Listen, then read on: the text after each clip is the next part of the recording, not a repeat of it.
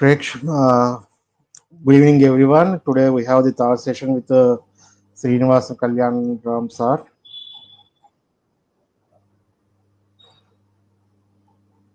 Uh, Along with me also Sabyasachi and Srinivas sir. And sir, continue please.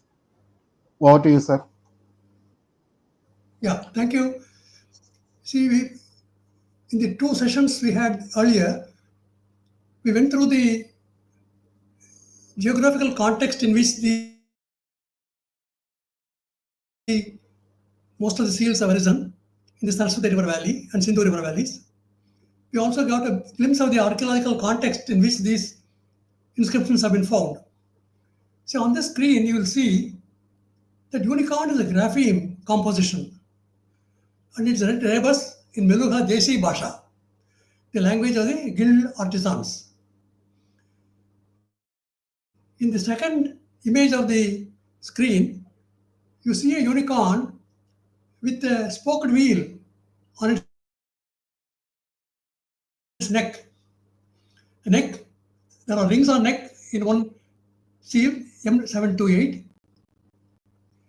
and in M712, very clearly a double sack is shown on the shoulder, whereas on M728, the sack is shown on the saddle of the unicorn.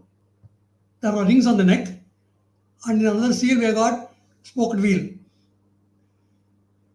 Spoked wheel is sarka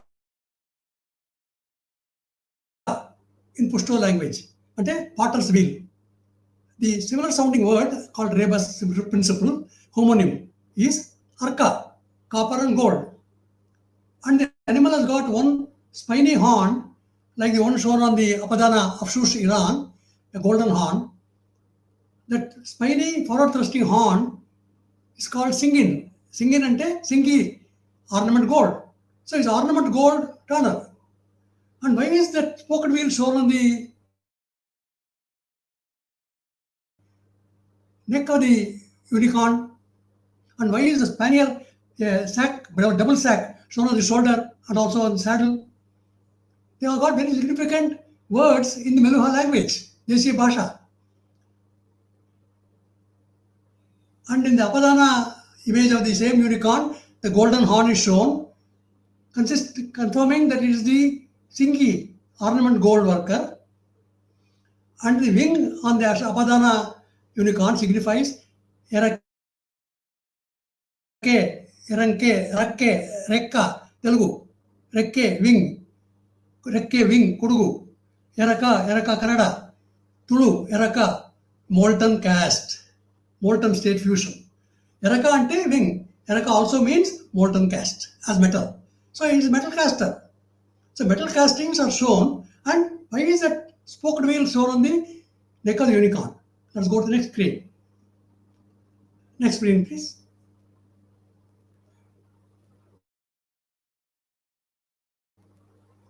Next. Yeah. The neck of the unicorn, neck of the unicorn is Melka, throat. Melke, throat, Maltese language. Kurukulo, Melka ante, throat. Similar sounding word is Melaka, congregation, union. Melaka, meeting, congress, assembly, company. Now he is showing a copper worker, ornament goldsmith, congress, meeting, a union, a company, the copper goldsmith, ornament goldsmith company. Rings on the neck, cotium, rings on the neck, code, workshop. Then the ear is very prominent, kara, ear, car, blacksmith. The young bull is konda, young bull, kodadoda in Telugu. Still sorting word, konda, a circular hedge or feathers. A circle described around a person or a duration. The circle at marbles. A circular hamlet, a division of a Mauja or village. So this young man is coming from a circular village, like the circular working platforms that we have seen in Harappa. The spiny horn, as we have seen, is singing. Forward thrusting, spiny horn. Similar sounding word rebus is singi, ornament gold. The face of the unicorn looks like a goat. Meke, meka, Telugu. Menka, meke, kolari, meke, Nike. Meva, meya, she goat. Mege, meka. And in Prakrit is meka, goat. Similar sounding word is melaku, copper, blechemuka, copper. So the word melaka, representing the throat of the animal, where the circular of spoken wheel is shown, is araka, sarka, arm gold company.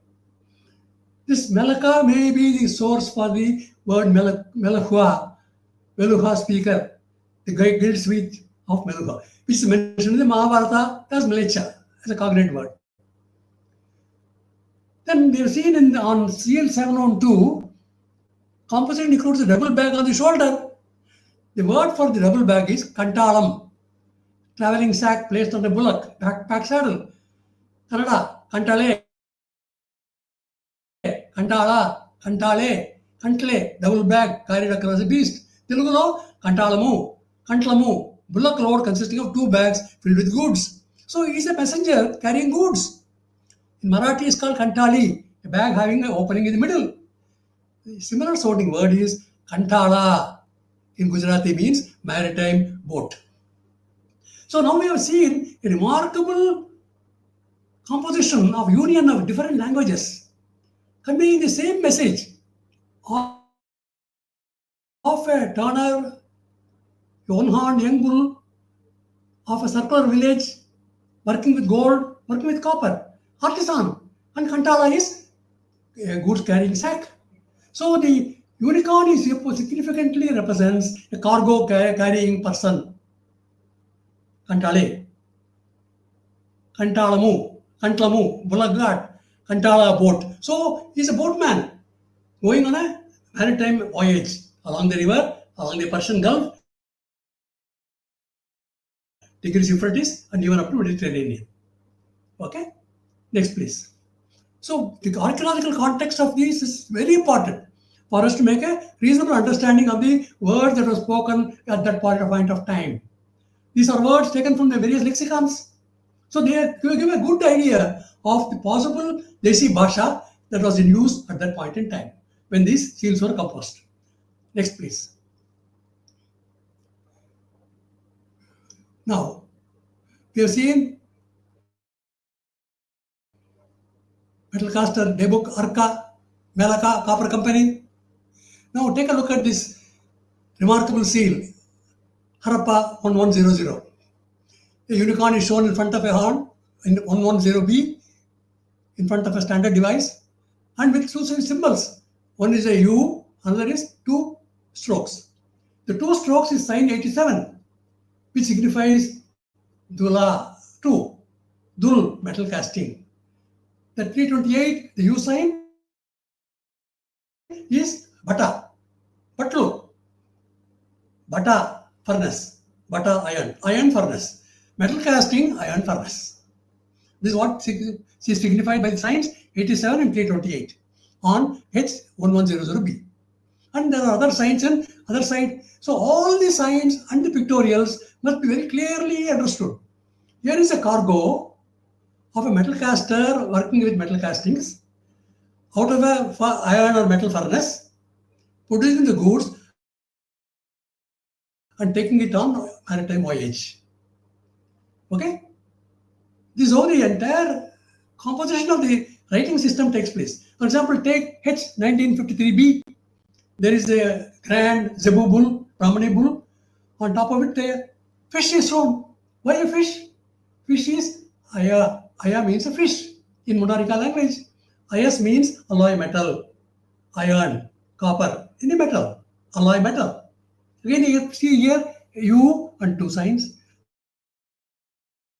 So metal casting, iron furnace of alloy metal. And the Zebu, as we have seen in other earlier scenes, signifies Kunt, means the Zebu. Kunt also means a company, a guild, a community of people, kuntam, in Santali language. So a community of people work with alloy metal castings of a metal furnace. Okay. Next, please. So we are able to see some meaning emerging from these inscriptions. We have seen the grand Zebubul, Kunt is a Zebubul, similar sounding word is Kunt, community, guild, with alloy metal casting furnace. Okay, that's what the H1953B signifies. Then we can go through the other sign in the course of time. So Kunt, community, Kunt, Zebubul, Aya, fish, Ayas, alloy metal, iron, copper, metal. Okay. So that means the words of the Deshi Bhasha artisans, they become the lingua franca of the Bronze Age. We are dealing with the Bronze Age when this metalwork was going on, creating alloy metals, working with copper, working with zinc, working with tin, creating bronze, brass, etc. So that is the context in which the wealth creation activity takes place, and the writing system is Karanam, accounting system. Karanam. Next, please. Now again, we'll go back to the pair of graphemes on this grand seal of the Zebu. The fish, as we have seen, is IO fish, sign 59, Aya iron, IS alloy metal. Sign 328 is Bata, rimless, wide-mouthed pot. Bata furnace, Dula 2, Dul metal casting. Kunt, community, sect, society, division, clique, schism, stock. Kunt is a Zebu, Kunt is a community. Now we have seen the Pola, it's also called Pola. There are two words which signify a Zebu. One is a Kunt, another is a Pola. Pola means a bull dedicated to the gods, marked with the trident and discus and scepter large. Poli is a dewlap. Pola means Bos Indicus Taurus. Similar sounding word is Pola means magnetite, ferrite ore. So magnetite, ferrite ore worker working with alloy metal and a metal casting furnace. Okay, this is what this signifies. Next, please. Now we can continue the same pattern of reading the inscription, both the field symbol and the sign appear. See, signs cannot be read independently of the context in which the seal is created. Inscription is one unit on a seal. The unicorn, the saddle on the unicorn, the standard device in front of it, the one horn, and then plus two signs on M749. Same thing goes on for other seals. Okay. Same for M49 we can read. Field symbol is Konda, young bull calf, Kundar, Garner, then joined device, Sangada, joined device, Sangjangadio, Sangadam, maritime treasure guard, both in Malayalam and Gujarati languages. Look at this. Two languages so distinctly different from Gujarati and Malayalam use the same sort of similar sounding word, Jangadio, Changadam. He is maritime treasure guard, carrying the treasure along the maritime route as a boatman.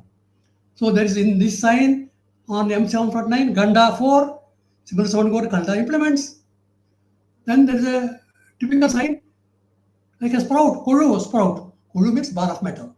So the bar of metal and implements constitute the cargo of the seal carried by the treasure guard. Same principle follows in other seals that we have seen in this picture. Same sign, but on different seals, 3 seals. 5 identical inscriptions have been found.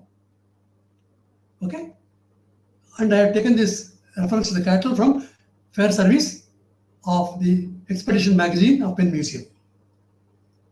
Next, please.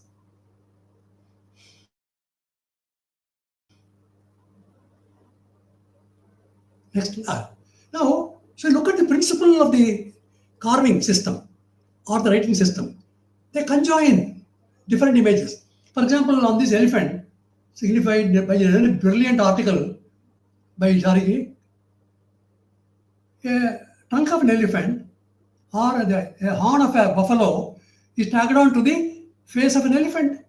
So a buffalo and an elephant, buffalo and a tiger, there is a combination. Here also A tiger with fierce face, but with horns. Tiger with horns. This becomes the Kirtimukha in our temples. Then here are two lion faces or tiger faces joined together. So this joining of images becomes a very important principle in the writing system. I call them hyperpic metaphors, hypertext, combination of different images and creating a multiplex mask. Like these are masks. This laughing tiger with horns is a mask, also worn by people. So elephant here on the Catherine Jarriges image, Karaba, trunk of an elephant, Iba, elephant, similar sounding word, Karba, iron, Ib, iron. Then buffalo, Rango, buffalo, Ranga, pewter, soldier, Ranga, it can also be Arana, Arani, buffalo, wild buffalo, Arani, Smithian forage. Kola, woman, Kola, look at this woman with the face of a tiger. Kola, woman, Kola, tiger. Similar sounding word, coal, working in iron. Kolhe, smelter. Muh, face. Muhe, ingot. So now images are being used for signifying the grapheme words, and similar sounding words constitute the message. They can be in pictorials, they can be in figurines, they can also be in inscriptions on seals or tablets. Okay? Next, please. These are all images that we have inherited from our ancestors. So all of them have got to be viewed in one composite understanding of what you are trying to communicate messages. What is the messaging system? What is the cipher? For example, Sagada means a body formed of two or more fruits or animals or men linked or joined together. You have seen that standard device. On top there is a lathe, at the bottom there is a turning container. So two parts are joined together.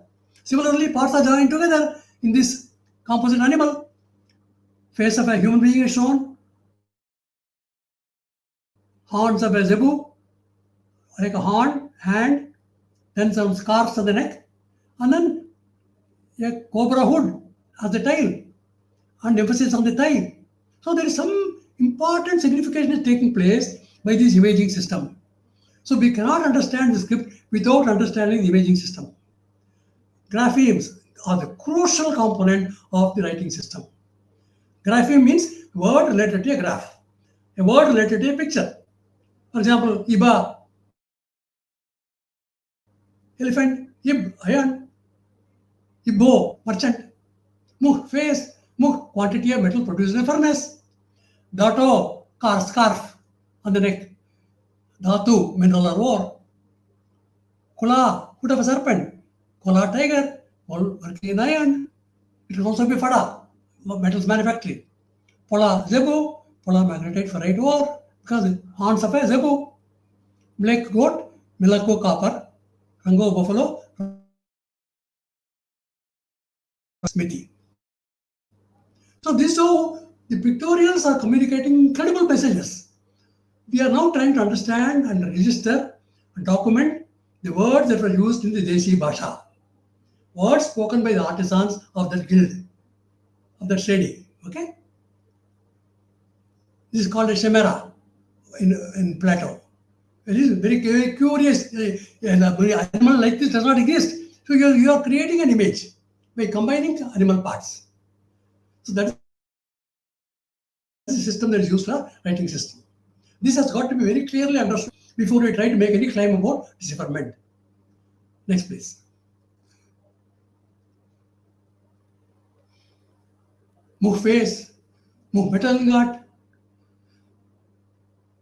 On the stool, this man offering adherent in front of that person in the arch. He's placing something on a stool, kando, stool, kind, stone. Yes, kanda, excellent iron. So he's placing some iron implements as offerings to that divine person. And there is also an animal with a human face and with the horns of a marker, a wild goat. Bindal is a marker. Meadow is a ram. Similar sounding word. Menda, similar sounding word. Ram. Menda, gold. bed, iron, meadow, merchant, maid, forestay. So that is, we have got some clues of words that are being used in that language union, in that Spragbund. So we are able to see that an incredible amount of messaging is communicated. Now on this animal, it's also a very curious chimera animal with a human face. Scarf is worn. Dhatu, scarf. Similar sounding word, class of a crab, dhatu, mineral. Dhatu, santali, mineral. Then rings on neck, Kodium, Kodia, thou, seafaring vessel. So a seafaring vessel is carrying some message related to iron placed as an offering to the divine person. We will have to understand the divine person in the course of time. So that means every image has got to be very clearly understood in terms of the components and the corresponding words. Because now we are reconstructing the spoken speech, the Meluha speech of those times related to these images of the Bronze Age. So we are constructing a new dictionary of various languages that have retained the memories of the past of their ancestors from the lexicons, recorded in the lexicons. They are all being combined together into corresponding rebus graphemes, similar sounding words which signify the graph and also the message. Okay? Next, please.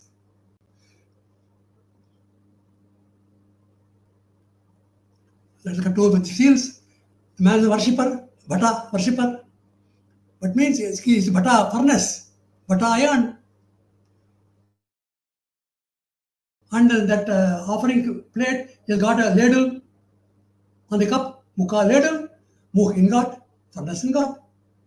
He is making an offering, Saman, Nantali, Samanon, gold. He is making a gold offering with a ladle. A gold furnace, a crucible maybe. Manda, branch or twig, Manda warehouse. So the person in the arch is in a twig or a branch, Manda. Manda represents a warehouse or workshop in Konkani. So he's giving something to the workshop, Manda. Kariba, Jata, Kola, Rebus, Karba, Ib, Jasta, iron, zinc, metal. Kol means alloy of 5 metals. The other hand is in a kneeling position, Mandi. Mada, shrine, mandil, temple, Santali. The rice plant adorning the curved horn of the person with the pigtail scarf is Kolmo. Red rebus, Kolimi, Smithi. So it's a Smithi divinity of a Smithi workshop. Kolimi, Manda. Kolimi, Smithi, Manda, workshop, warehouse. So the curving horn that the person in the arch is shown is Kodu horn, Kodu artisan's workshop, Kubi language. Thus the hyperpics of the inscription on M299 and M300 are data archives of seafaring merchants, cargo metal workshop of gold, minerals, alloys, smithy, iron, copper ingots, implements. This is the message. So incredible amount of messages are being rendered through similar sounding words of graphemes and rebus words of the graphemes. Next, please.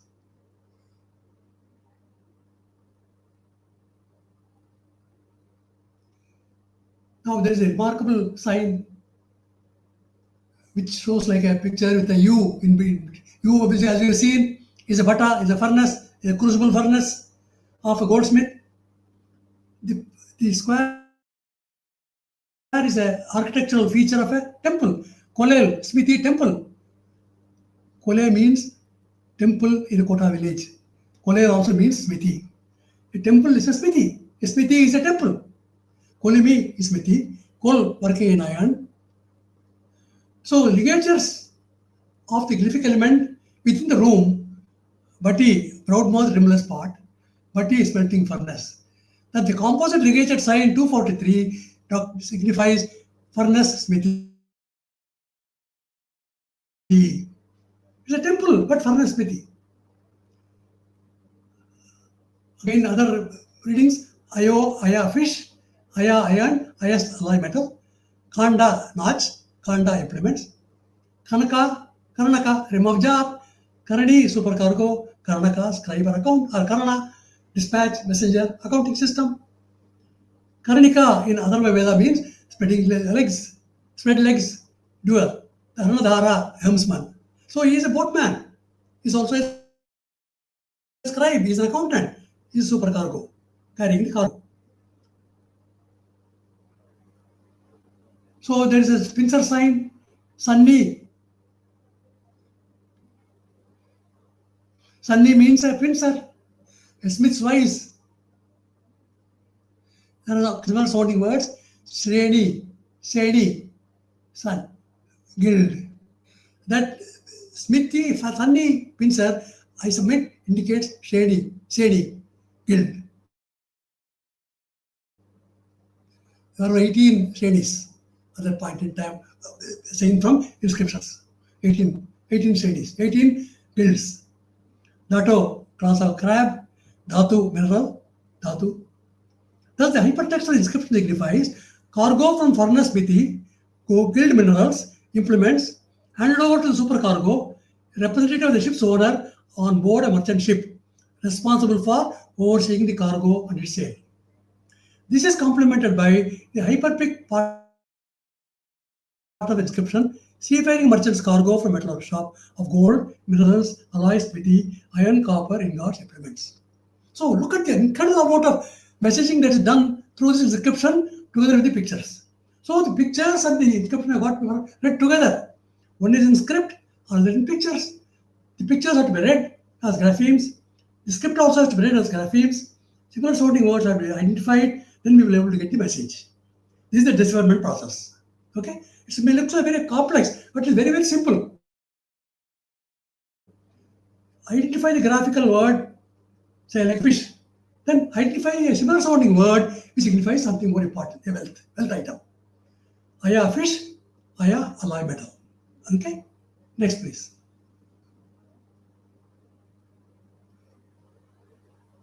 Now, let us take a step back. Look at the context in which these seals have been written. Mahabharata refers to a very beautiful pilgrimage, a 42 journey of Alarama, Pariyatra, Sarasvatya Virasanat Plakshaha, Vamsa Brahmanam. So, Tanja Brahmana, Adhyaya 24, Chatvarim, that's what I mean. Sarasvatya Virasanat Plakshaha, Panchamcha Brahmanam. Ashwina is a day's journey for a horseman, Atharvaveda. Balarama takes 42 days, very clearly 42 days are mentioned for the return journey. So he travels along the river Saraswati. So we have got the context in which this Vinasana to Plaksha journey is described in the great text. So we are now drawing inferences from the text so that we place the inscription in context. Whatever the date of the Mahabharata event, there can be dispute about that. But somewhere around that time, Balarama was going on a Tirtha Yatra, identifying the place of Vinasana as a place where Saraswati gets lost, a Bheda occurs and it splits. So it gets lost in sand. Manusmriti provides an extraordinary description of Vinasana, locating it near Prayag between Himalaya and Vindhya ranges. This may perhaps be explained the memory of a Triveni Sangamam at Prayag. Manusmriti. This is located clearly far removed from Vinasana on river Saraswati. What is Vinasana? Where is it? Is it near Prayag? Or is it near the Anupgarh, close to the Pakistani border? We don't know. Is it a memory that's being recorded in Manusmriti? Or is it a geological fact that's being recorded? Next, please. Location of Plaksha Prasana. Because from Vinasana to Plaksha Prasana. Plaksha is normally understood to be somewhere in the Himalayas, source of river Saraswati. They move against the stream, or it is not possible to reach it along the stream. This seems to imply that only by going against the stream of the Saraswati, which flows from east to west, can they reach the Plaksha Prasana, which is situated to the east. See, as Balarama travels from Dwaraka and Somnath, it moves eastwards. They move along the eastern part of the stream. For this, one single stream flows into it, Sarasvati. At the junction of the Sarasvati with Saraswati, a sacrifice a mess of boiled rice to Apam Napat, and then cross this river. At a distance of journey of 40 days on horseback, from the spot where the Saraswati is lost in the sands of the desert, is situated Prakta Prasavana. At the same distance from here, from the earth is situated the world of heaven. They go to the world of heaven by a journey commensurate with Saraswati, Panchavinsa Brahmana. So very complex metaphors are used to communicate the 42 days journey in all our ancient texts of Balarama's Tirtha Yatra. Now we have got to pin down. Where was this Vinasana? Where is this Paksha Prasavana? Where is the source of Saraswati? And why Prakshaya refers also to a fig leaf tree, Ficus infectoria. We have to take all these Ficus religiosa indications, the Ficus leaf indications, in the context of the induscript inscriptions, and also the Mahabharata text reference to pin down this. This is a research topic to be considered. So it's only a hypothesis at this point in time. Next, please. Shraddha must be performed, offered by a person who wishes for everlasting benefit in these holy centers.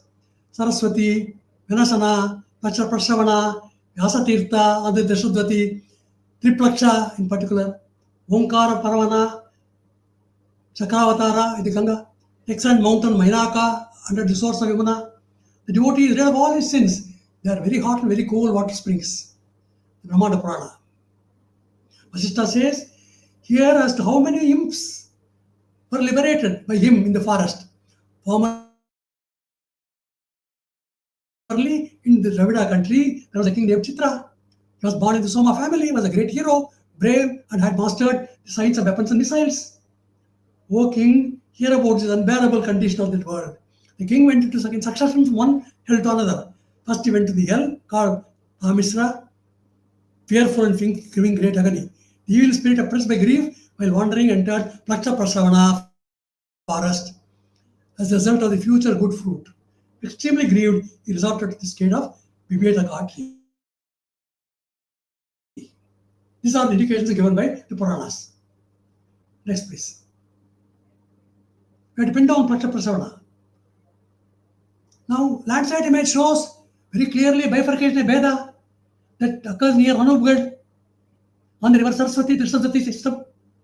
And close to Anubgad, we have found a very great site called Binjor, where a Vedi has been found with the Ashtasri Yupa, where Somayaga were formed, signifies metalwork. What's going on here? We see a description of a Vinasana from a satellite image. We have a description of Vinasana and Plaksha Prasavana in different contexts. We have to pin down these terminology categorically and geographically to be able to understand Balarama's Pariyatra, which seems to have occurred around the same time when these seals are being inscribed. Next, please.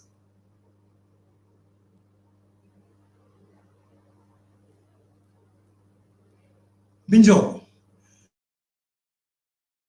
Look at the seal that has been found in Binjor. It's a metal casting workshop. There are three signs which are comparable to this sign on the seal. Manda, arbor, an arch, canopy, mand, array of instruments. An array of instruments are being carried by this treasure guard. This is what the Binjor seal says.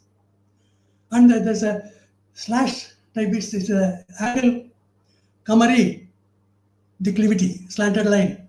Kamari means working a blacksmith. Thus, metal casting instrument workshop carried by the standard device in front of the unicorn with a saddle. We have seen the saddle and the unicorn signifies a treasure guard, a messenger, a boatman carrying goods. This is the cargo. What is the cargo? Cargo of metal casting instruments workshop. This is the seal from Binjor. Next, please.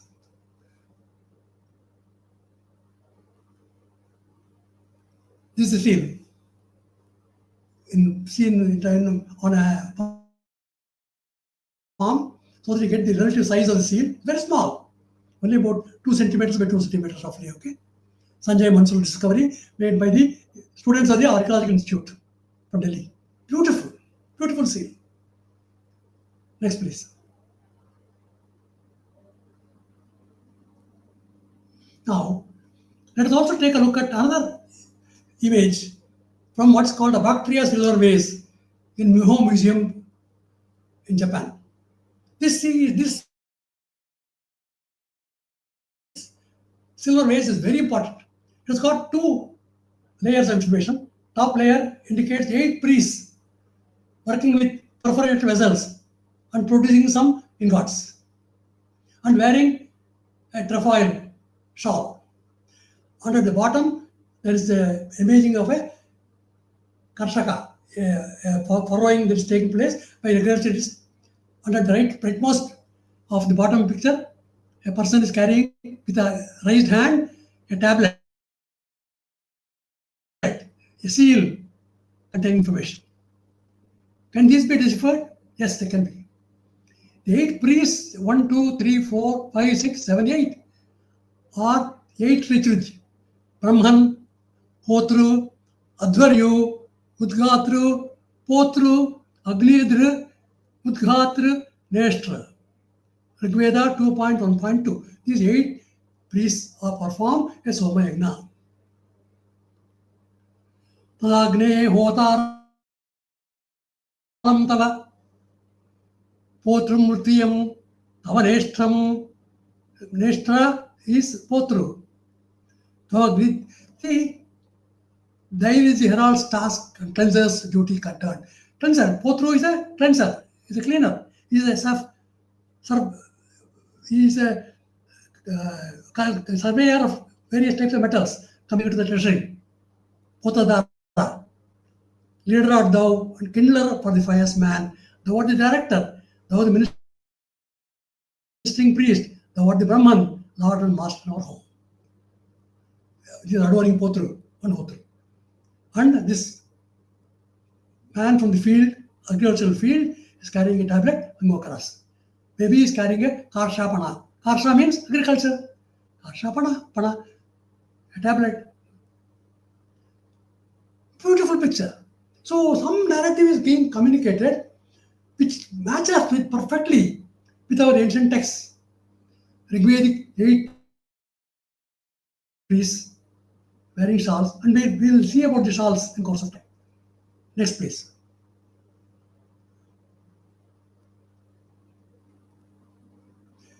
We have found such sculptures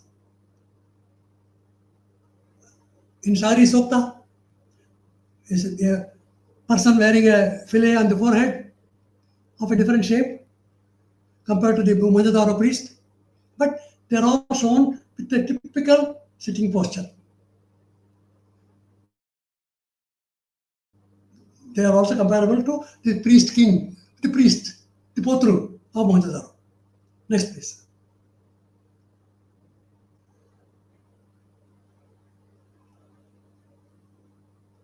Potru, the man is wearing a shawl, a trefoil, and he is wearing a fillet on the forehead and also on the shoulder. Identical pictures of a dotted circle. Pota is a bead. Potru this signifies a potru. Pota, bead. So bead is worn on the forehead and also on the shoulder. And there are 3 beads joined together as a trefoil. All these can be signified by Meluka words of Desi Bhasha. We have seen the Shari Sokta priest, comparable to this man, sitting in simple, possibly reconstruction shows how he was sitting. Same way. Mohenjo-daro priest, that trefoil. Dotted circle on the shawl. And beautifully trimmed hair, trimmed beard, trimmed mustache. That means he was using some kind of a razor for shaping the beard. Next, please.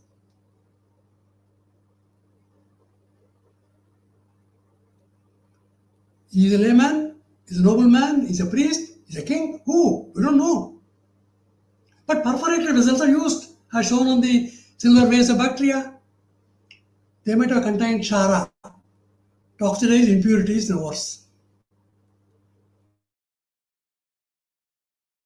We will see how the perforated vessels are used for cleaning up the vessels, cleaning up the metals produced in the furnace or the Vedic or the fire altars.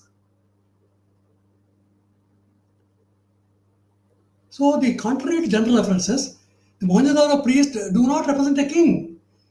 He simply represents a respected person, an ancestral figure of a community. So, they respected a community elder. They created an image for him and handed it over to John Marshall when the excavation was taking place in Mohenjo-daro. And a similar person is shown on the Bactria silver vase. Okay? So they might have belonged to a group of people who were dedicated to some life activity and directing the workers, artisans. Is a potru, a potadara, a silversmith, a shraf, testing the metals to see for its purity and valuing it before it is taken into the treasury.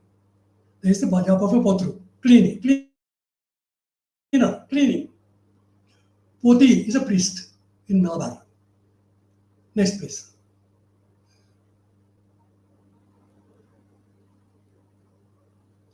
Trefoil grapheme on the shawl of Potru, purifier priest. Puti is a purification place in a hut. Graphemes are Belga rebus expressions which convey the process of Puti, purification. Pu, to make pure. Potru, purifier.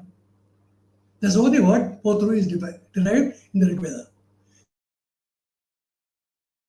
He is a purifier. He is a purifier priest performing a Soma Yagna. Next, please.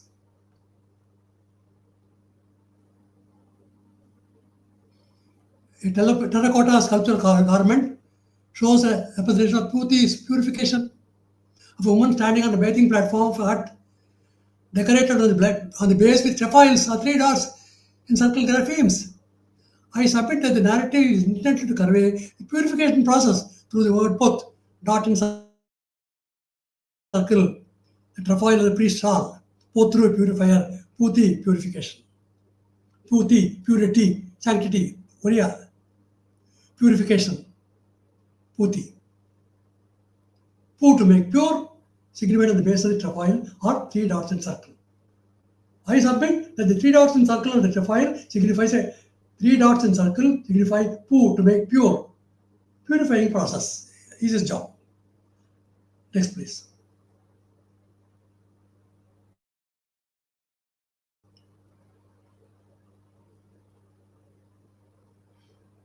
Dotted circle grapheme on the base of the bathing place is a hut, Pu, to make pure, both cleaning.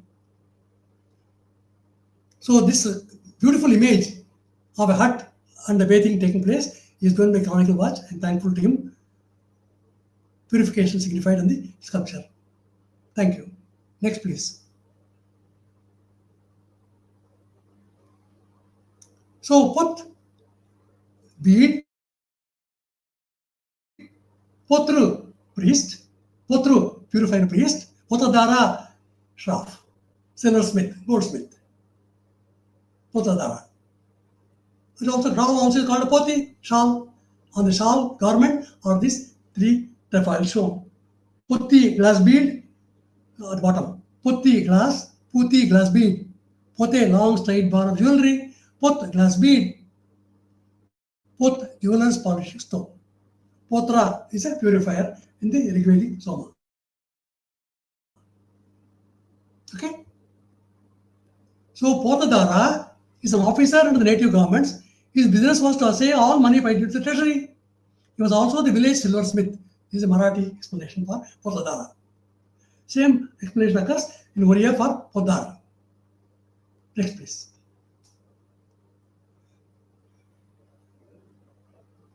So Potru, Punati,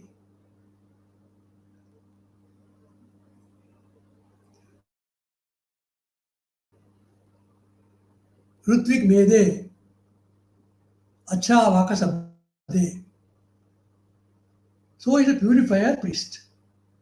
Poti, purification, pure, to make sure, make pure. Saptasagara, Sanskrit dictionary. Potana, sacred, holy person, purifying. Potana, Bhagavatam, Bharata, Bhagavatam, Potana's Bhagavatam Telugu is a purifier. Yes, sir, we know. Potana, purifying. Okay?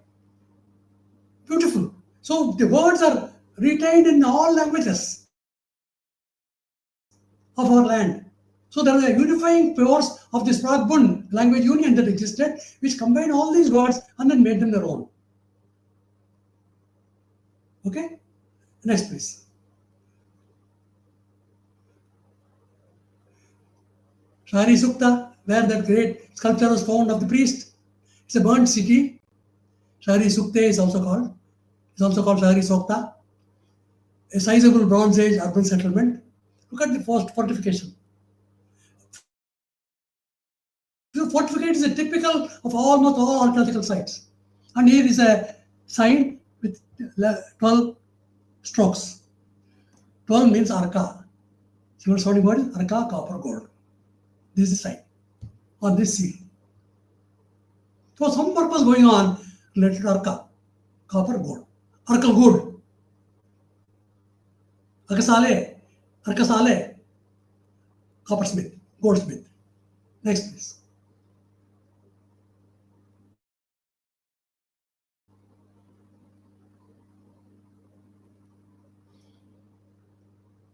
Sudarsana Chakra, Shari Sukta. Look at this. A potter's wheel stylized into a Sudarsana Chakra. Found in a cemetery. Some goldsmith made this. Some adoration. I was thrilled by the process that was going on. Next, please.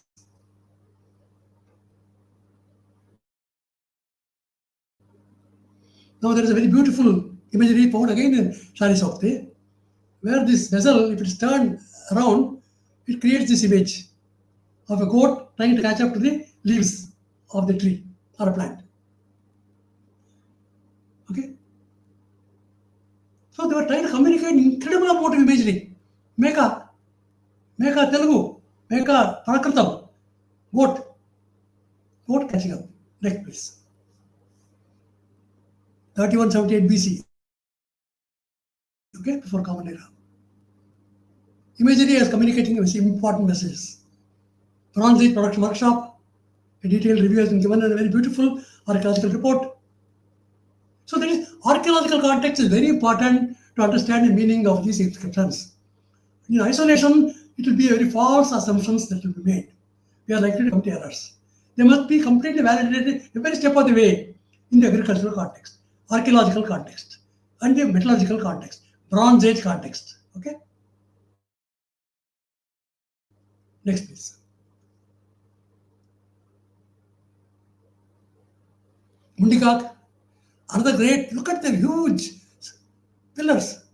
It's a massive location, massive structure. Mundikak also, a priest has been found, sculpture. Mundikak to the west of Sindhu River, location in Afghanistan. Look at the fortification. Next, please.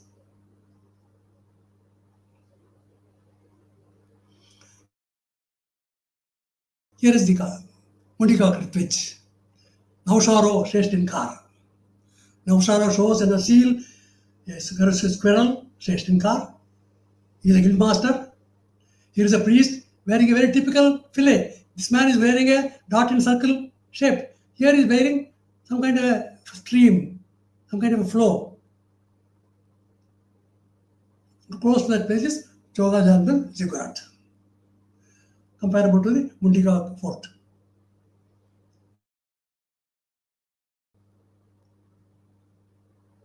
Next, please.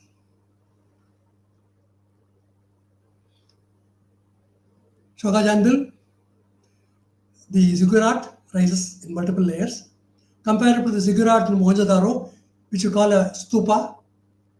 May not be a stupa, it may be a ziggurat. We don't know. More archaeological work has to be done to pinpoint whether the construction took place together with the Great Bath, the Great Water Reservoir. We don't know.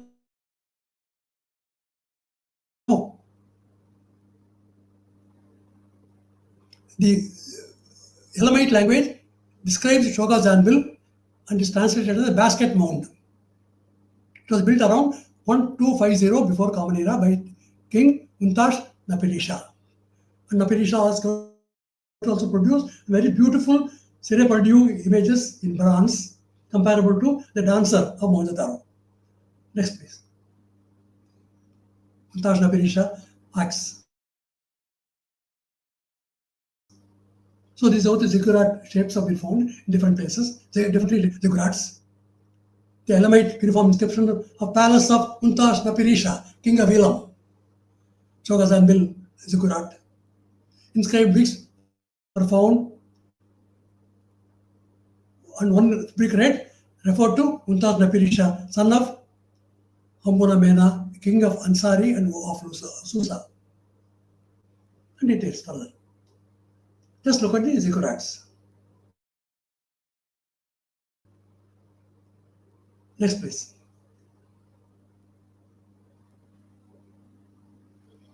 In Shishnak, here is a person, looks like a bull man with the legs of a bull, wearing a cap and holding a palm tree, ending up with a series of arrows.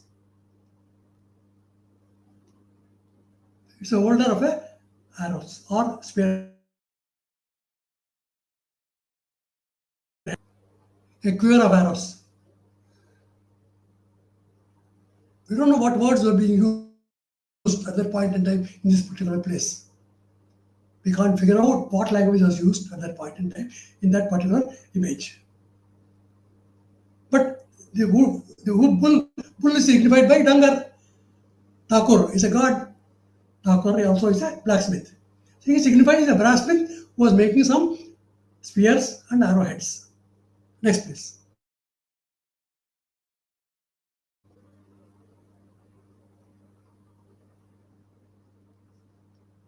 Bhato is a quiver.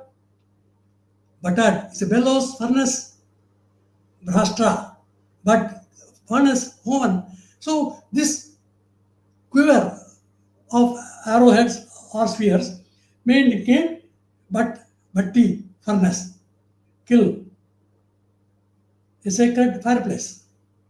So this may be a signifier of a fireplace worked on with by a blacksmith. Okay, next please.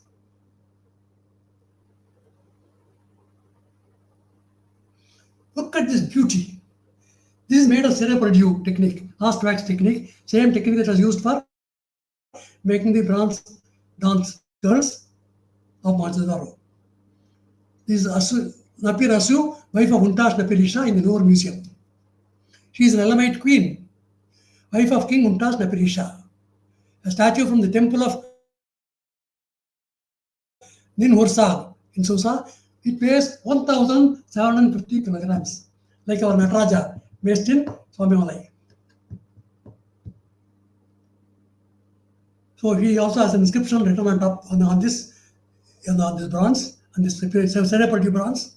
He who would seize my statue will smash it, would destroy its inscription, who will erase my name, may he be smitten by the curse of Napirisha. She says, don't touch me, don't destroy me. This is Napir Asu's offering to the divinity. Next please.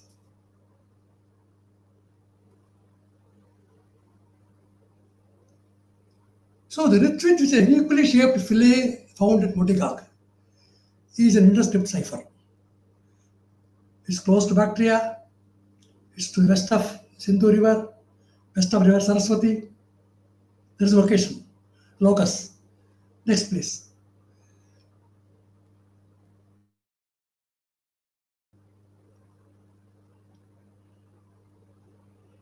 Look at the wave.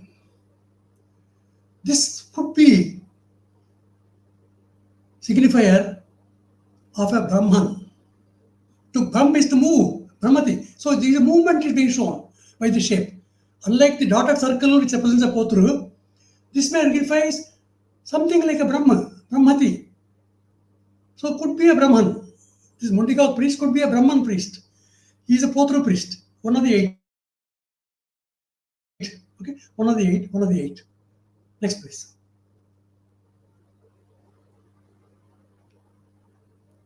Potru, purifier priest, Potadara, Podar, goldsmith, Podar, goldsmith, jeweler, Oriya, money changer, banker.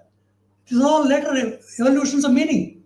But earlier on, his job was purification of metal, surveying that into the treasury.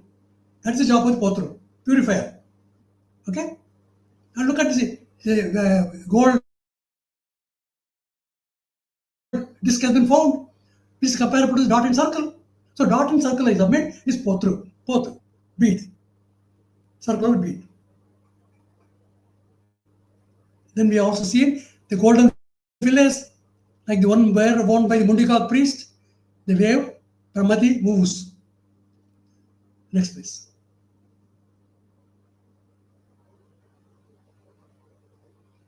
So now we have got incredible graphics in Nausharu seals, which compare with the seal M352, which is a grapheme, a plus sign with dot and circles. What are they doing in a fire altar with dot and circle? So this is a Glikunda, a sacred fire altar. So what does the dot and circle signify in the context of a fire altar? It's like a plus sign, like a plus sign. So they have got some significance as a grapheme. Next, please.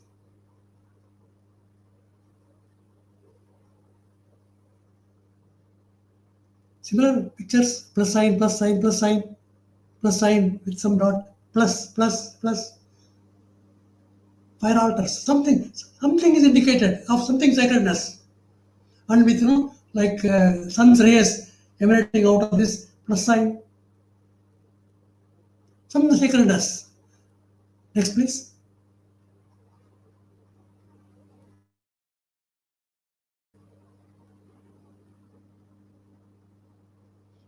Plus sign and a foot sign. Fada, Pada, Fada, metals manufacturing. We have seen that typical sign signifies Kolel, Smithy, Forge, Smithy, Tolel temple. Within a plus sign shape with wavy lines. Like a flow of water, Kanda, water, Khanda implements. Some implements are being made in the Smithy forge. Next, please. Mehergarh. Again, picture showing some kind of a rays emanating. Mundika, Mehergarh. We don't know what they are trying to signify. Next, please. These are all seals. Plus sign, plus sign, plus sign. Swastika sign. Plus sign with the rays emanating. Plus sign with rimless part, rimless part, rimless part. Bata, part. Bata, furnace. Bata, iron. Swastika we'll see. Jasta, Sattva, pewter, zinc. Swastika. Next, please. Plus sign, plus sign, plus sign. Next, please. Plus, plus, plus. Next, please. Nausharu.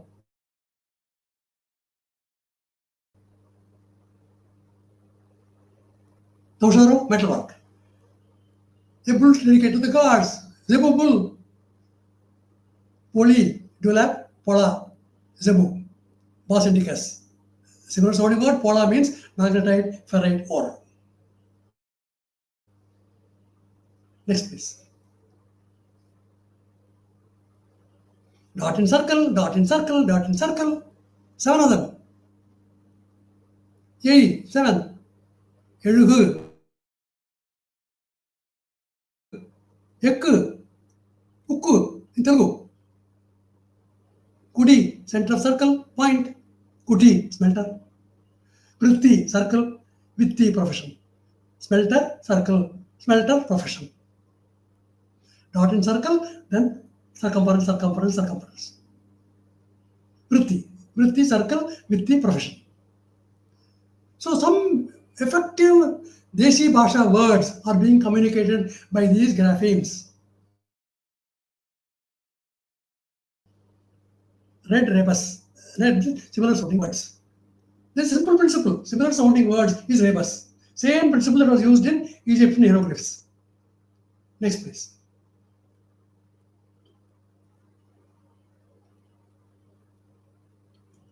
Seven circles, seven dots, seven circles. Quintessential Bronze Age melographeme. You know it occurs in hundreds of inscriptions. Dotted circle, dotted circle, dotted circle. Unless it is precisely read in the language, the spoken language of the people, we cannot decipher the script. It's impossible. Even in the bottom layer of the standard device, these dotted circles are shown. What are they? Are they just drops? Maybe drops. Maybe just kanas. Maybe kana, wealth. Maybe goods. Who knows? We can make any number of guesses. But these are the options available to us. Language repertoire of the age in different languages of our country, which are unified in the Sprague-Bund language union, display these words. Okay? The point, the vritti portion. Next, please.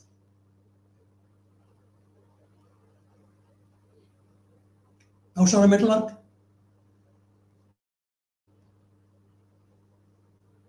A person is carrying something, or is just standing person, and there are three slashes on two inverted circles, like broken parenthesis, mirror image, like a metal casting, Purdue, and 3 Dula is two threes.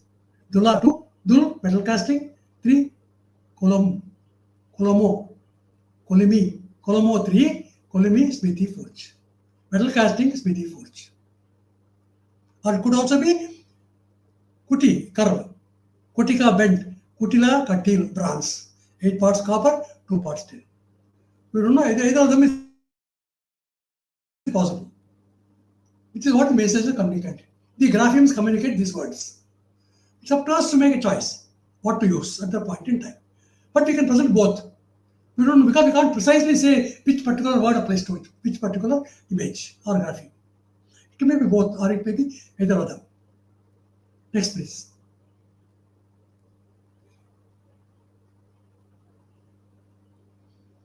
Now show our metalwork again. Potter's wheel, circ. Pashto language, arka, copper gold, ara spokes, ara brass, then splinter, Sal workshop. Then there are 3 and 3. Dula we have seen is Dul, metal casting. 3 means Kolom, Dula, Kolimi, Smithy forge. Dula, metal casting, Smithy forge. Then fish sign, Aya, Ayas, alloy metal, iron, copper, metal. Then the typical rim of jar sign, which is Kanda Kanka. Kanda means fire altar. Kanka Karnaka. Rim of a jar. Kanda Karnaka. Accounting of a fire altar accounting. Karna dispatch messenger. And a man standing meadow merchant. Med is body, meadow merchant. Next please.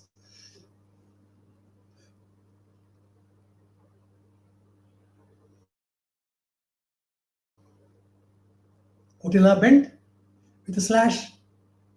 Slash is slanted stroke. It could be Dhalako in God, or it could also be Kamari declivity, Kamari working of a blacksmith. Then slanted stroke and a slash. Khanda is a notch. Khanda is implements.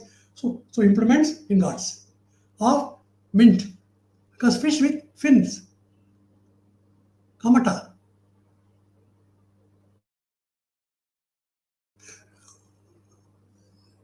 Implements from the mint. Alloy implements from the mint.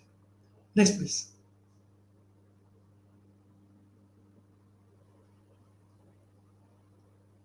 Hushar again. Olmo rice plant, Colimy Smithy Forge, Column 3, Colimy Smithy Forge, plus Saal Splinter, Rebus Small Saal Workshop, Circ Potter's Wheel, Arca Copper Gold, Ara Spokes, Ara Brass, Saal Splinter, Brass Workshop, or Arca Gold Copper Workshop.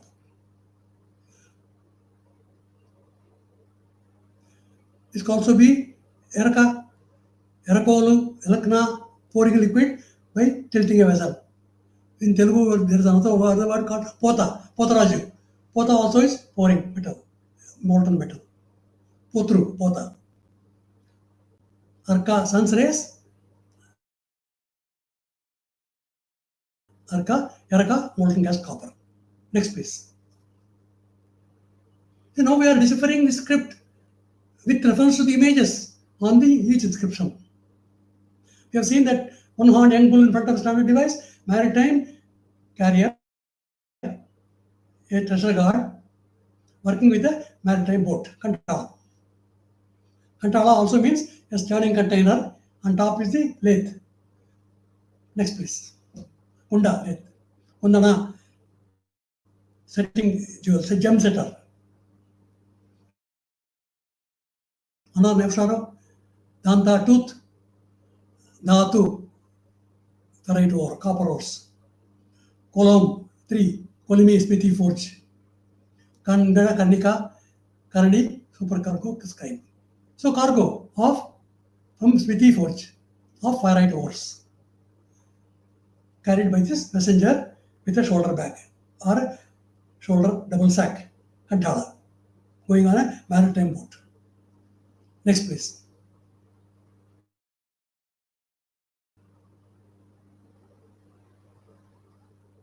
Again, the marker horns very clearly. Marg, ibex, Mindal, Markor, Med, Merhet, iron, Dhatu, scarf, Dhatu, mineral ore, Med, body, Med, iron, Meadow, merchant, Kola, tiger, tiger body, tiger attached to the body of a woman, Untu, ornamental appendage to the border of a cloth, Koti, a lump of silver as obtained by melting down lace or fringe. Mohingad, column 3, Colimy, Smithy Forge. Dal, strand, Dhatu, 3 strands, Dav, red ore, 3 Dhatu, magnetite, hematite, laterite, ferrite ores plus copper ore. These are inferred from these imageries and graphics. Next, please.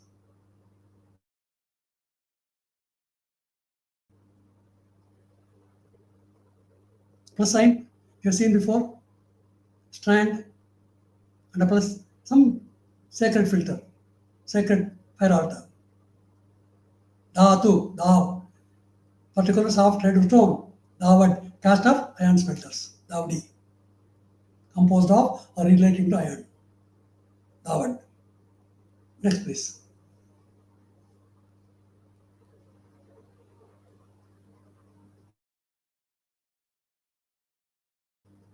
So now what we are seeing is we are now able to speak in words that could have been spoken at that point in time in the Desi Bhasha. So we are getting a series of words. A massive glossary is getting accumulated. We're looking at each of these 9,400 plus inscriptions. Again and again and again, Bronze Age comes out very clearly as a wealth creating accounting system of the induscript. Next, please. Here's a buffalo. Arana, wild buffalo, Arana Smithy. The bunny ingot on top, shape shown on the above the belly of the buffalo, Muh ingot.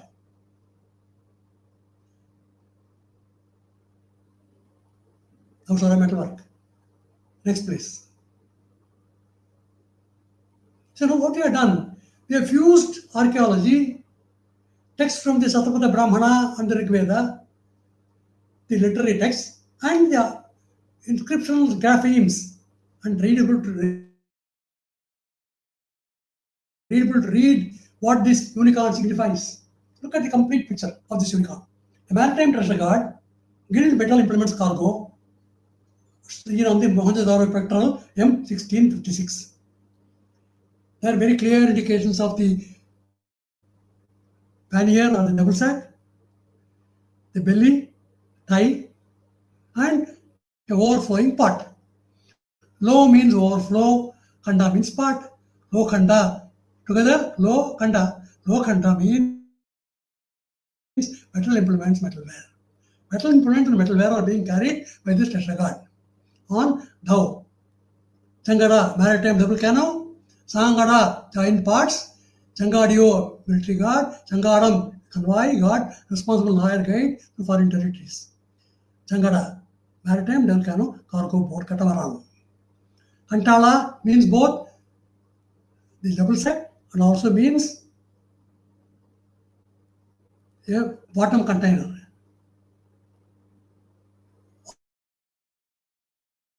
of the standard device. Kantal means maritime.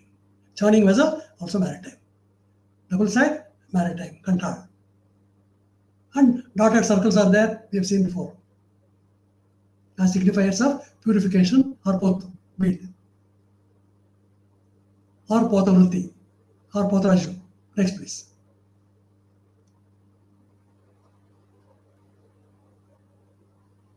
Nosharo.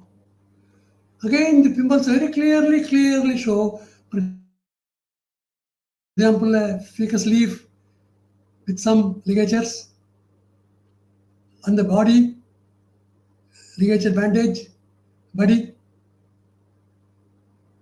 Body means a worker in wood iron, dhatu cross, dhatu middle roar.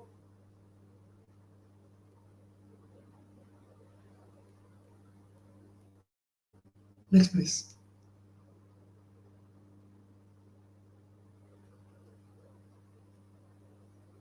Again, Kanchu, Sal, metal, bell metal, workshop. Sign 62, it's a combination of both fish and parenthesis split. Split parenthesis is hieroglyph. A bun in God shape is broken up into two parts. Left parenthesis, right parenthesis. Muh in God. Muha, quantity of metal produced at one time. Together with alloy metal, IO fish, IS alloy metal produced from the furnace. And with the tooth, tooth, dhatu, mineral ore. Then sign 342, the remove part, Kanda, Karnika, handler of a vessel, Rebus, Karna, scribe, Karani, supercargo, Kandhar, helmsman, Karana, account, Karana, dispatch, messenger. Next, please.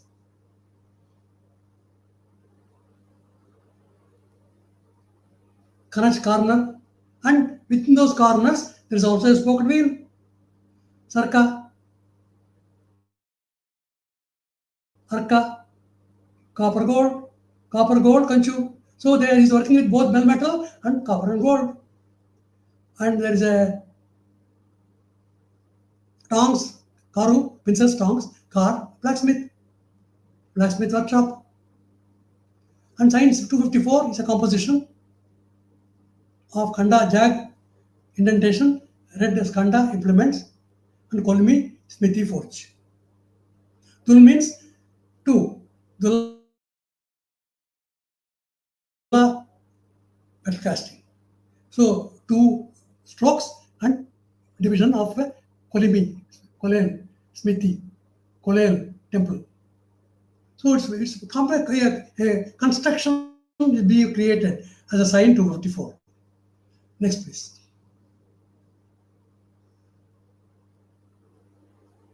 So it's very important to understand the orthography of the writing system. To ignore them and calling them as simple alphabets or just signifying some ka, ma, pa, it doesn't make any sense, because the scribe is taking enormous amount of pain to very precisely document what he wants to convey. He's creating new signs, he's creating ligatures, creating inscript, superscript, all of them have to explain. Otherwise, the decipherment is not complete. They can be falsified in no time. Here is a bull, Bharat, alloy of copper, zinc and tin. Feeding trough, Patar, goldsmith guild. Dula 2, Dula metal casting, Kolmo rice plant, Kolmi smithy forge, Dula pair, Dul metal casting, thus metal casting smithy. Then say for 3 what we have seen, Karana account, Karana dispatch messenger, accounting system. Okay, so Kolmi duplicated as metal casting smithy account. Metal casting smithy account. Next, please. Again, same story. Here is you can't dismiss this as one sign. You have to take both the signs, both the graphemes, and explain both the graphemes. Then only the disbursement is complete. And in front of the unicorn is shown a rice plant sign.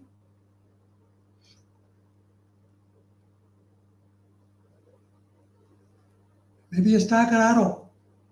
Maybe Kannada implements. Maybe wet body. But Bata, rimless pot, Bata iron, Bata furnace. So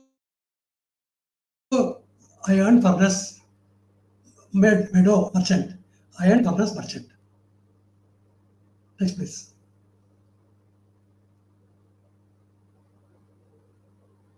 Rameshwaram. Circ, potter's wheel, followed by 2 splinter signs. Sal, splinter, Sal, workshop. Arka, Circ, Arka, copper gold workshop. Then unique grapheme of a rectangle with rays emanating may relate to sign 240, 241. Very typical sign, very unusual. Some light is emerging, some arrows are emerging, with rays emerging. It could be a combatum coinage, mint. Could be. I'm only making a guess. It could be interpreted any other way. I don't know. This is what I'm suggesting. A hypothesis. Okay. So Kanach corner, Kanchu bell metal. That's the corner, first sign. Next to the one horn, spiny forward thrusting horn. And typical standard device in front. Next, please.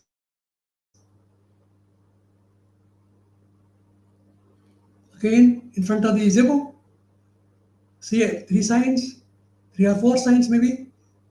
Zebu, Pola magnetite ore, Pola zebu, Kutila bent, Kutila katil, bronze, 8 parts copper, 2 parts tin. Then the rim of a pot,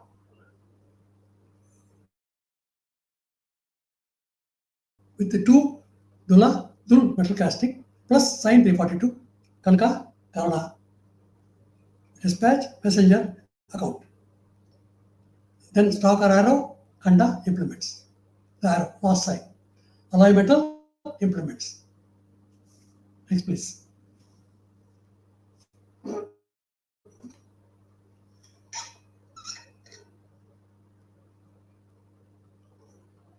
Here's an inscription without any field symbol. But they can be read because they are also graphemes. For example, the sign 177. It could be a herringbone. It could be a ladder. I don't know. Make a guess. If it signifies a herringbone, it could be a gudga, a flame, would be a car, a blacksmith, or a blazing flame. It could also mean a ladder, Shri, set, head of a guild. We don't know. We can only make a guess about what this particular one sign 177 signifies as a grapheme. The next sign 28 is very clear. A standing person is holding a bow and arrow.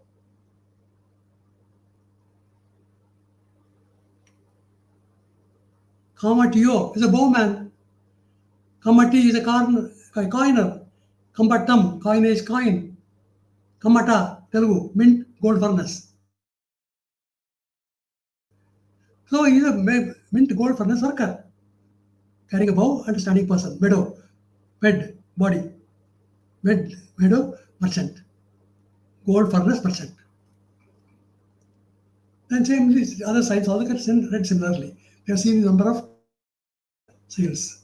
Next, please.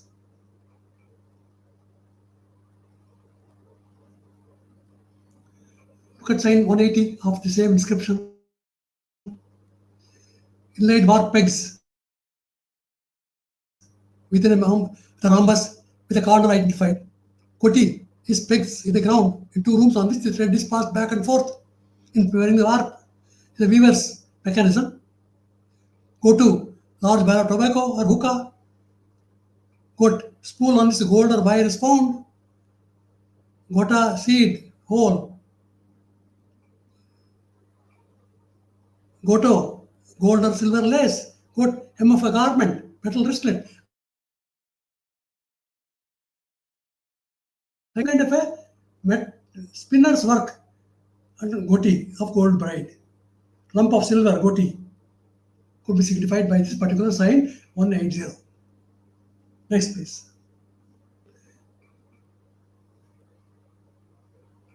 Let us go through other signs. One is a sign of a crab. The tomb sees with the claws of a crab or for scorpions. Dhatu, mineral ore. Sign 66.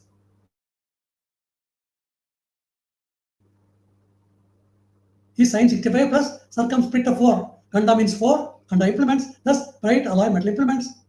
Similarly, there is a circumscript of 4 strokes on sign of fish with a lid on top. Sign 66. Which is a bright alloy metal implements. Sign 48, like a backbone. Barado, spine, backbone. Baran, Bharat, mixed alloy. It could also be Kana, spine. Kana, wealth, goods, possessions. Sign 342 we have seen is Karna Kanika, handle of a vessel. Karana, account. Karana, messenger, dispatch. Then followed by 1, and then followed by sign 176. Karado, Karicom. Karada, daybook. It's a daybook accounting system. So he is creating a daybook detailing the work that has been done related to metalwork. Next, please. Again, Nausharo, you see where beautifully the image of a squirrel climbing down a stump of a tree is shown. There is a second sign from left. Remarkable sign. Shreshtinkar is a squirrel. Shreshtinkar is a guild master. The two circles joined together could be bracelets, kara, wristlets, bangles, kara, kar, blacksmith. Kara Shrestri, squirrel, Shreshtinkar, guild master of blacksmith artisans, Aitraya Brahmana. Sign 340 we already seen, dispatch, messenger, account. Then ficus leaf, Loa, ficus domerata, low copper metal. Sign 170, Dhwajapata, flag, Dhavada, cast of iron spelters. Dhavpada, Dhayavada, metal, red chalk.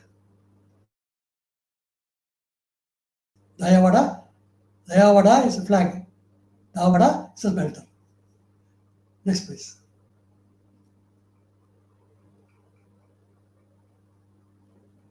Now, so we have seen all the seals so far. How they all signify some wealth creating activity related to metalwork, some ledger accounting activity related to metalwork, some cargo manifest related to metalwork. Next, please.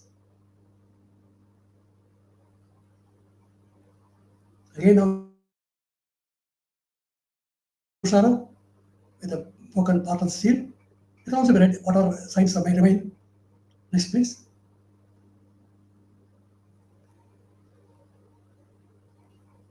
Now, Sharo, even on pottery, they have inscribed in freehand similar signs. A man standing, a rim of a vessel, a currycomb, and so on. Next, please. Again, pictorials on written script on pots. Pot can be used as storage pots for purpose of sale from a supermarket, bazaar. Next, please.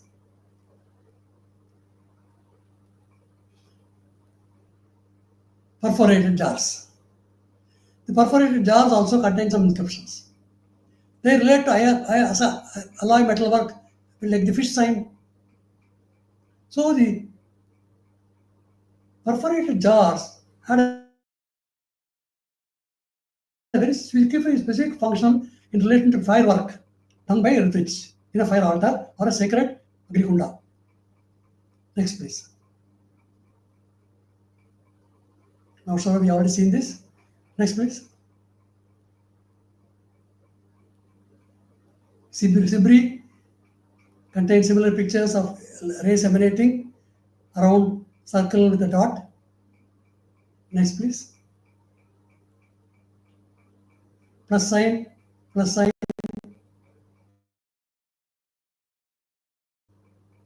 Sibri. Next, please. Now, look at the incredible textual evidence.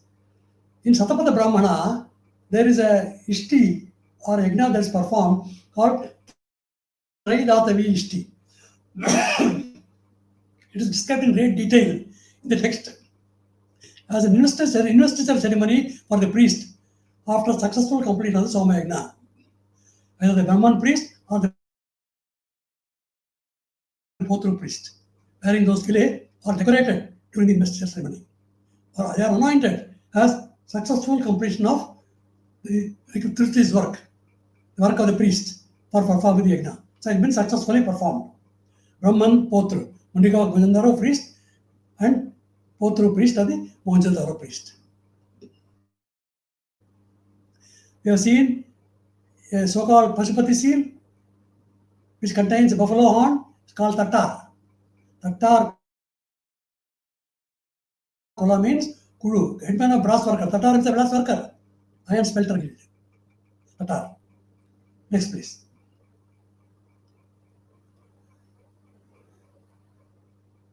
Here is how the sign is formed. A picture of a Asiatic wild ass or Kara or onager signifies Kara. Similar sounding word is Kar, Lohakar, blacksmith, ironsmith. And with a tail with 3 prongs, Koli tail, Kolel smithy forge, Kolhe smelter. Blacksmith, smelter is signified by this image of the onager or the wild ass. And that wild ass with this particular typical tail and ears becomes the sign 184. This is how the sign is evolved from a pictorial. This is how the grapheme is evolved.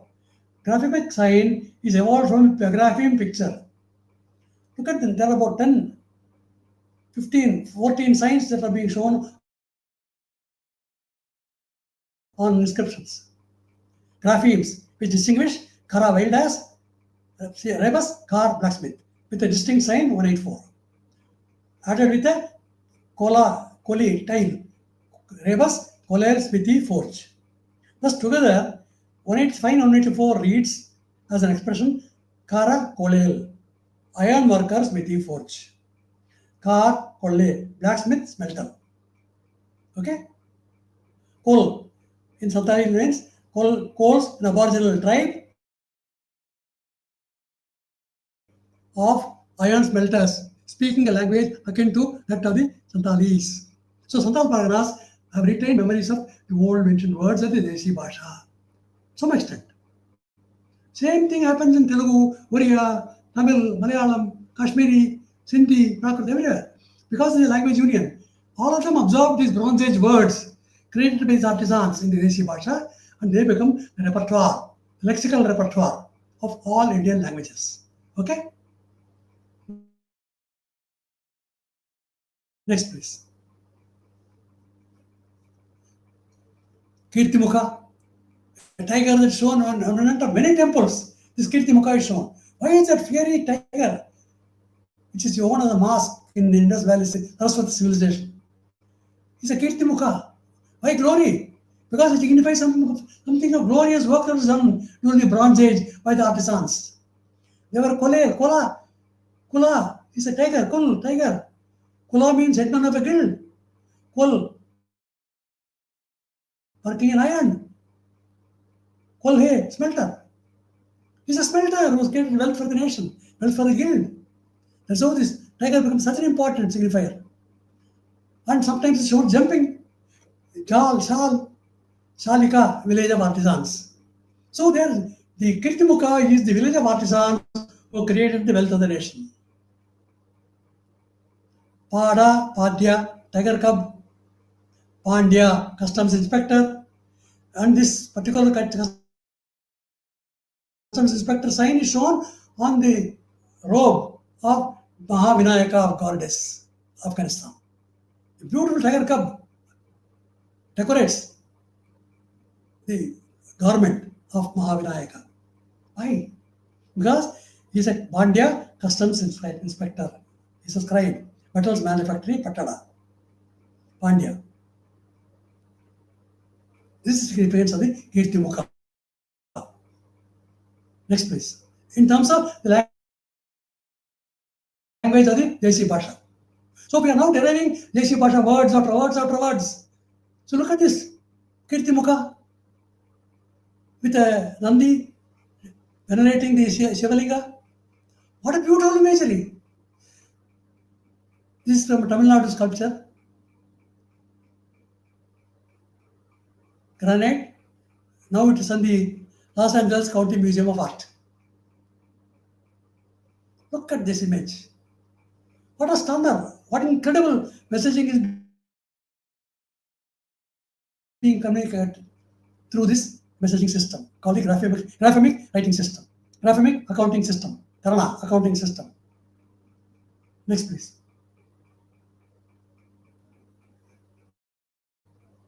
We are going to get back to the images of the Bactria silver vase.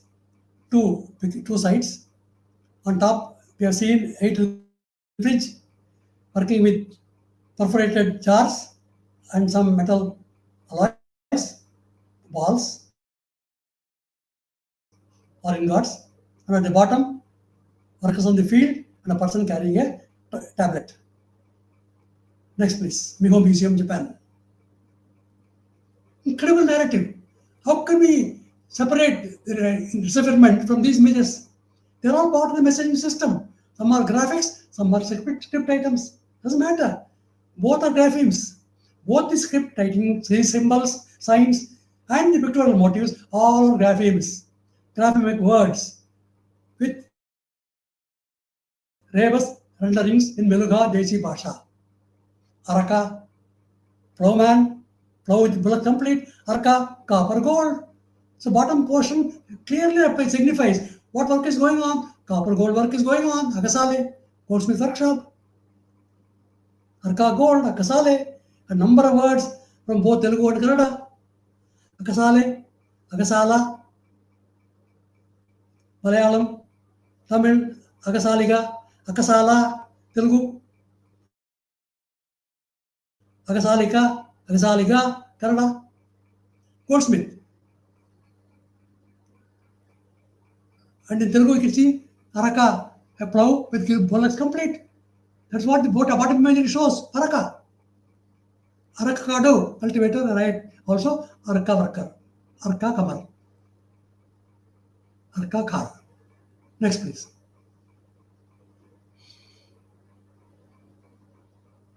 Calcination, perforated. So, from a metallurgical point of view, the Satatrana Kumbhi, Bhagavati in Satapada Brahmana mentions a perforated part, Satatrana, hundreds of holes, Kumbhi pot. The I say it's a calcination perforated jar. It calcinates impure metals. Impure metals are oxidized using the chara kept in this pot. The chara enters into the molten metal, clears the impurity, oxidizes them, and leaves the pure metal. A purification process that's taking place by the Ritwich, including Poturu, the purifier. So sometimes Sora also is used in these pots. This is a replacement for Shara, the alkaline substances which calcinate, oxidize impure metals or impurities. Calcination of metals results in oxidation of the metal. These are calcining pots in metallurgical terms. This is what is shown in the top layer of the Bactria silver vase. incredible evidence from Ego Museum. It cannot be dismissed. They have to be explained. I am explaining this. Question me. Let us get into a debate. Let us have a resolution of this particular performance, function performed by this perforated pot. Again and again, perforated pots are found in number of sites. What are they doing? Shatapatha Brahmana explains. Next, please. Sura, spirits, Shara.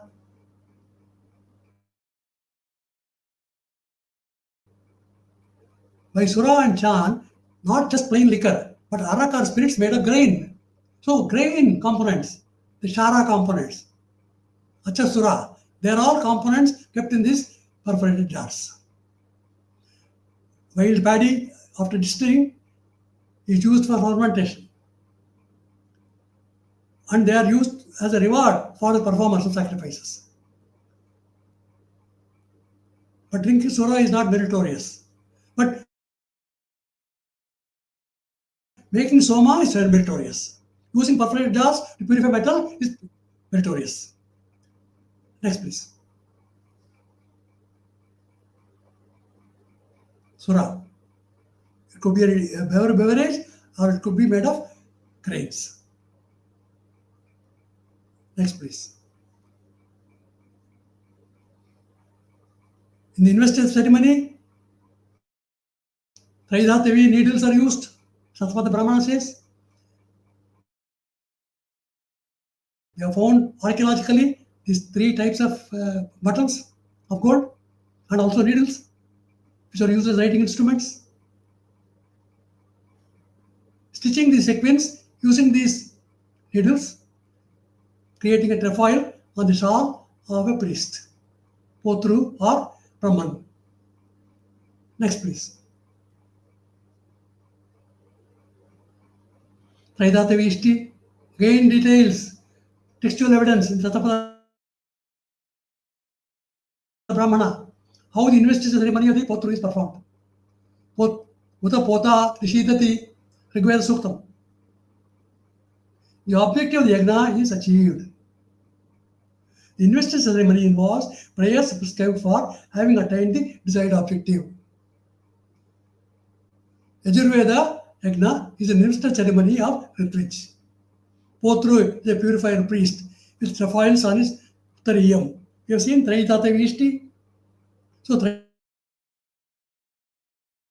Traidhatavi is a description of the archaeological find of the priest king with trefoil shawl. A perfect match between the text and the archaeological evidence. You can question it. You can let us debate. I am suggesting this as a possibility. Next, please.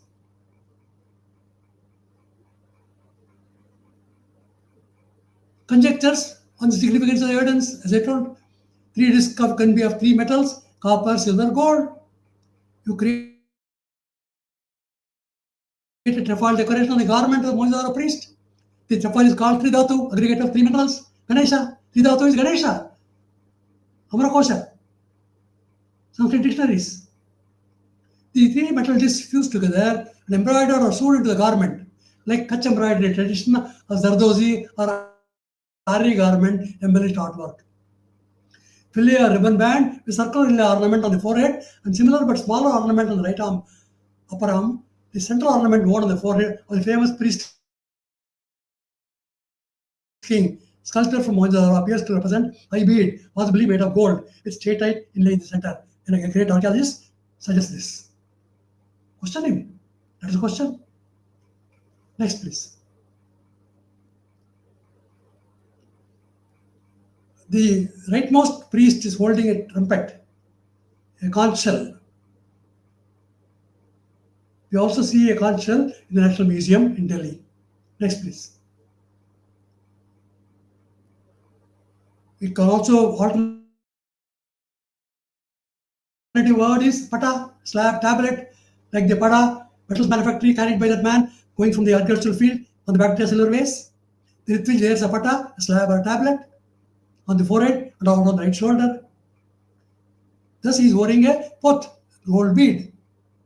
Potru means a purifier priest. He is uniquely decorated in the Traidatyavi Ishti Tatapada Brahmana ceremony. Trefoil in the Uttariyam is stitched in or embroidered by the artisans. Next, please.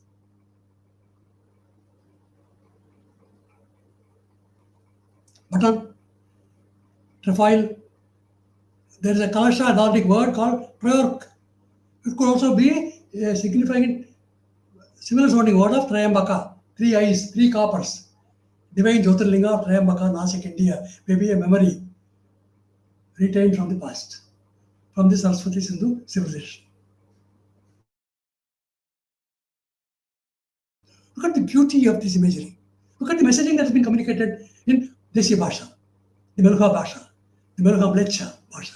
Mispronunciations occur, but they are retained as memories and remembrances of the Bronze Age in the lexicons, a variety of number of languages of our country, in the Nigantus, in archaeological terms like Rasatna Samuchaya and other texts.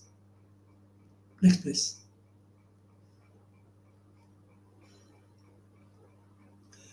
So, if you look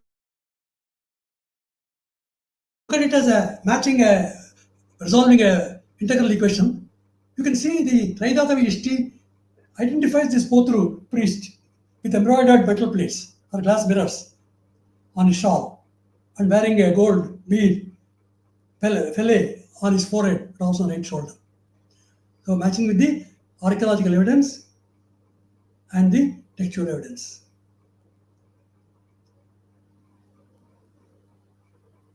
We can also see similar images on the Dholavira signboard. We'll come to that in course of time. Next, please. Archaeological evidence.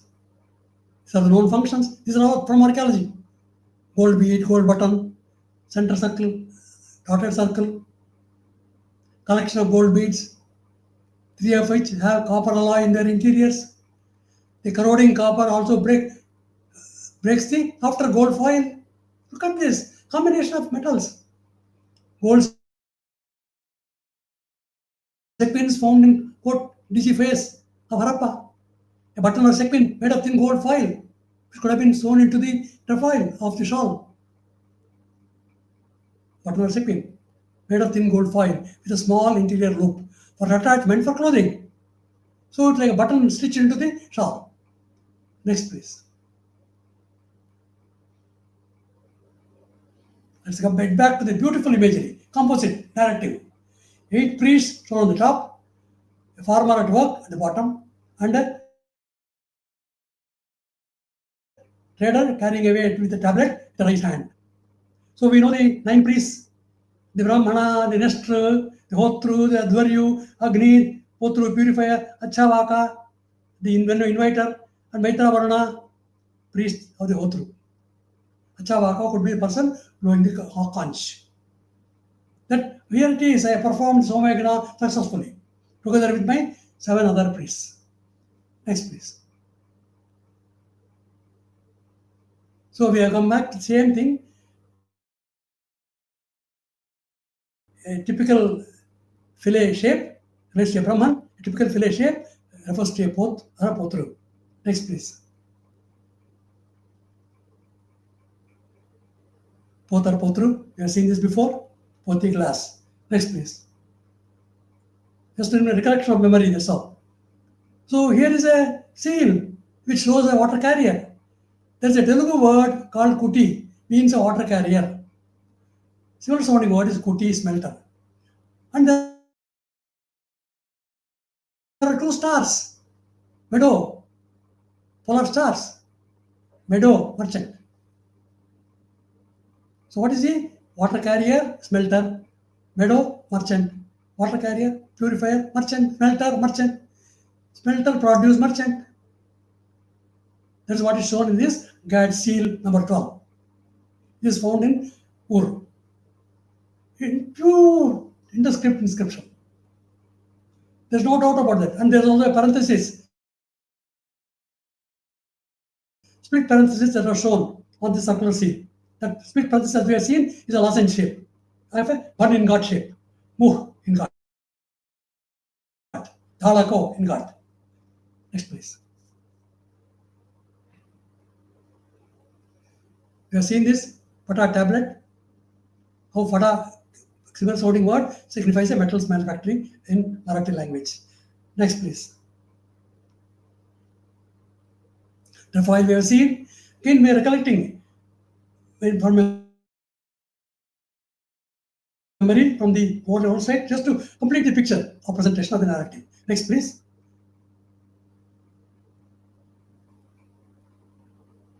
Next, please.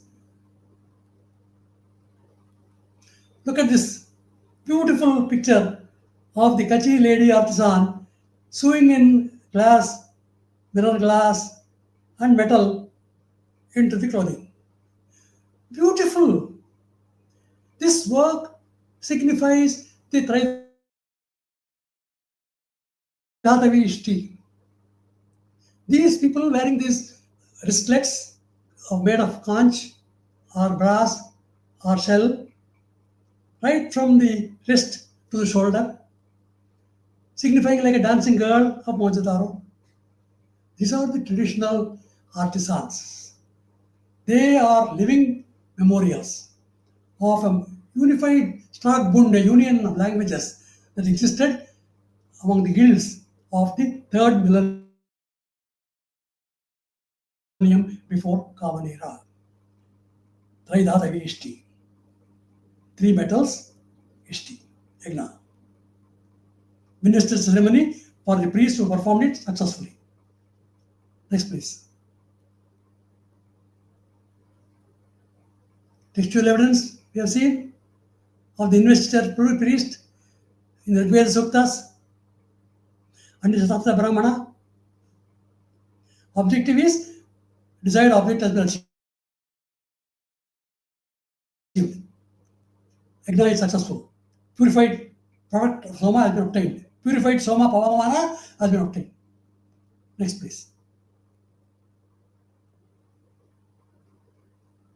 So we are now seeing an incredible junction of tradition, text, archaeology, and words from the Indus script, seen from the graphemes. So these 4 fusing together to create the image of the artisans performing something of value, creating wealth of the guilds and wealth of the nation. We have seen the quotation from James Canoyer earlier. Next, please. Just recollecting. The known cultural objective, cultural context is the investiture of the priest. Next, please. Yagna is achieved.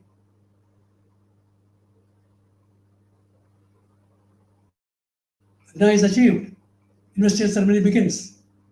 Next, please.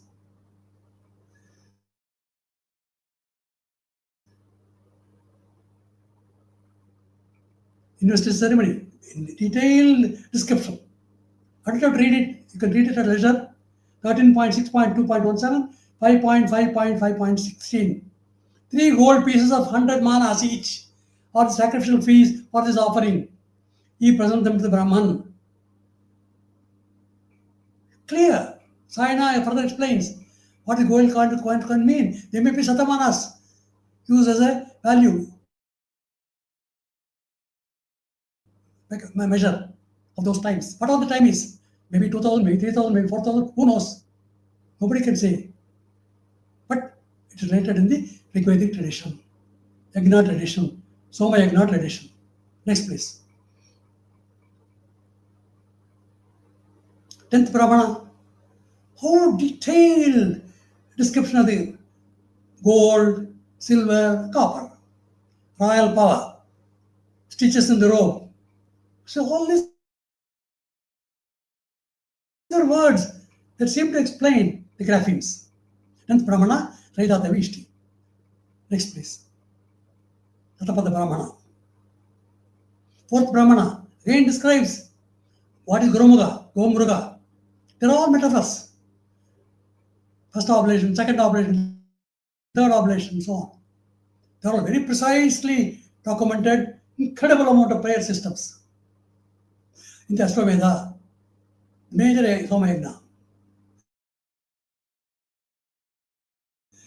Next, please.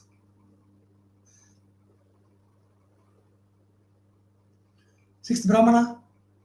Traidatavi is the final offering. Udavasaniya. Mystic import is the same. The prophecy set forth earlier. Traidatavi ends with the presentation of gold coins. Such gold coins are either tied as gold bead fillets on the forehead and right shoulder of the priest, or stitched on as embroidered adornments on the robe of the priest. Next, please.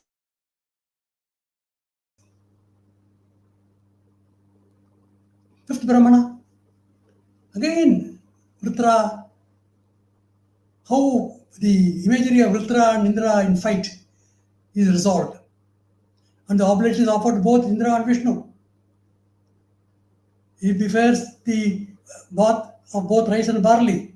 He puts it on fire. And the triple signs and this same offering becomes the Udavasaniya, Ishti oblation for the performer of the Rajasuya Yagna. Ashwamedha Rajasuya Yagna. Next, please. Fifth Brahmana, again, Rajasuya, who performs, what he benefits, what are the gold manas, fees offering to the Brahman, Tatamana. We have seen before. Next, please. The slide shows our Yeah. DVD is completed, sir. Yeah. Hello. We can see there's a multiple confluence. Hello? Yeah, the presentation is completed, sir.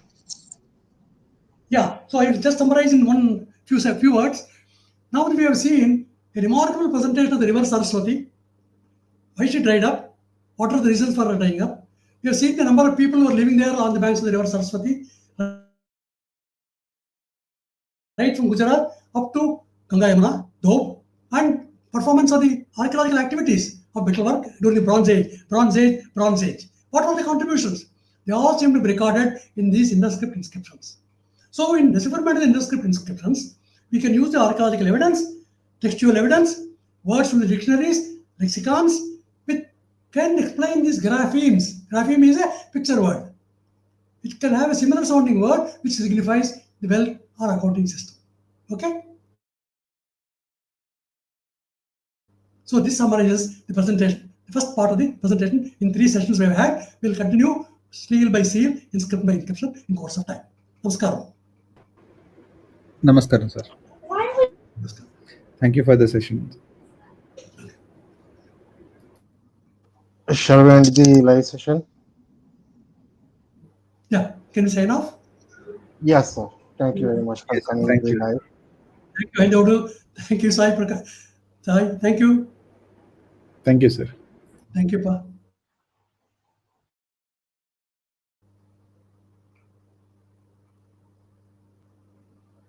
You can sign me off, please.